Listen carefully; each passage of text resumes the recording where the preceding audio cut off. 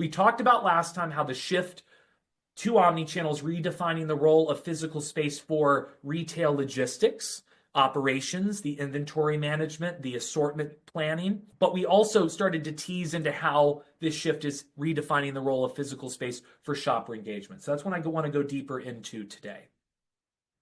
Generally, we've all been selling through a retailer's store, right? Now, with all those other models, sometimes there is no physical store being visited or engaged, but it's still at the core of the strategy, right? For most retailers today. Even in Amazon has Whole Foods and is tested with a lot of different physical stores, as has a number of e-commerce pure play marketplaces globally. In the Asia Pacific region, they also have stores and have tested with storefronts. So there is a value to the store. The store is very much not dead.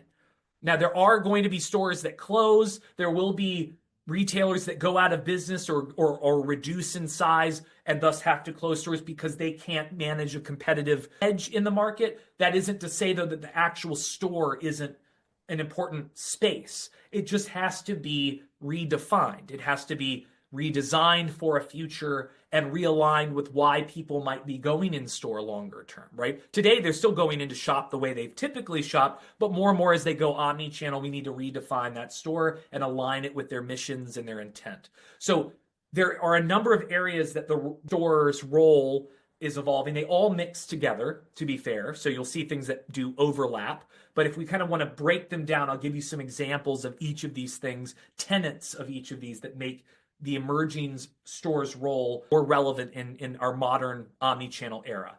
It all rests, though, on what we talked about in part one, right? Retail logistics, right? You can't fulfill goods with today's modern day technology without some sort of logistic infrastructure and operational process, right? Now, maybe in the future, there'll be something completely different and there'll be magic and wizardry and things will just appear in front of you. And at that point, there may not be as much logistics. It'll be some sort of superpower that we all have. But until then, we all have to work through logistics. So that's why we did part one first on that logistic piece, because that's the backbone of some of these other areas across convenience.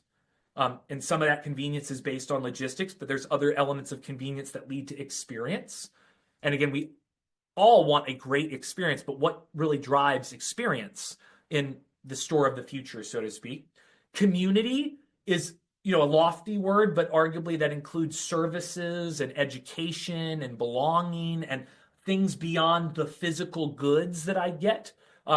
Events, other things that would draw people together, give me another reason to go to a store. And then, to be fair, differentiation probably should be underpinning all of them, but I wanted to break it up into its own section because differentiation is the word of the decade, right? If everyone has the same mass assortment and everyone has this, now online price transparency, right? Pricing is at the sole discretion of the retailer.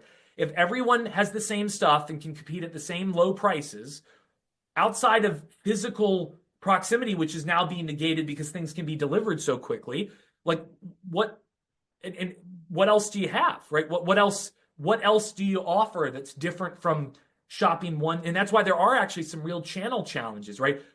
If drug and C-stores typically used to be convenient because they were closer to you, right? But they also were a little more expensive generally because you were paying for the convenience, right?